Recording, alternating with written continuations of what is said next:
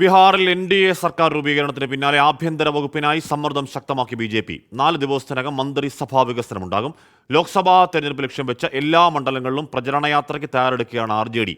Railway ജോലി തട്ടിപ്പ് കേസിൽ തേജസ്വി യാദവിന്റെ ചോദ്യം ചെയ്യൽ തുടങ്ങി. ബജറ്റ് സമ്മേളനം ഫെബ്രുവരി 12-ന് പ്രഖ്യാപിച്ച സാഹചര്യത്തിൽ മന്ത്രിസഭാ വികസനവും വകുപ്പ് വിഭജനവും സംബന്ധിച്ച തിരക്കിട്ട ചർച്ചയിലാണ് ബീഹാർ NDA.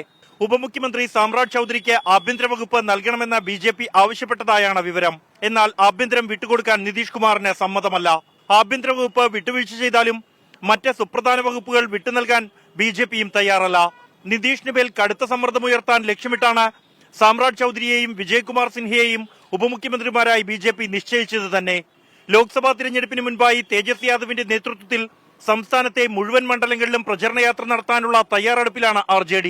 അതേസമയം റെയിൽവേ ജോലിക്ക് പകരം ഭൂമി അഴിമതി കേസിൽ ലാലു പ്രസാദ് യാദവിന് പിന്നാലെ തേജസ്വി യാദവിനെയും ED ചോദ്യം ചെയ്യുകയാണ്. പട്നയിലെ ഓഫീസിലാണ് ചോദ്യം ചെയ്യൽ. ദുർബലനായി തിരിച്ചെത്തിയ നിതീഷ് കുമാറിനെ പരമാവധി സമ്മർദ്ദത്തിലാക്കാനാണ് BJPയുടെ നീക്കം. എന്നാൽ ലോക്സഭാ തിരഞ്ഞെടുപ്പ് മാത്രം നിലവിൽ ലക്ഷ്യം വെച്ചാണ് നിതീഷ് കുമാറിന്റെ നീക്കങ്ങൾ. തെരഞ്ഞെടുപ്പ് വരെ മാത്രമേ ഈ സഖ്യം മുന്നോട്ടു പോകൂ എന്ന കണക്കുകൂട്ടലിലാണ് അതേസമയം RJD. പട്നയിൽ നിന്നും ആശിഷ് മട്ടുവിനൊപ്പം ബൽറാം നെടുങ്ങാടി, 24.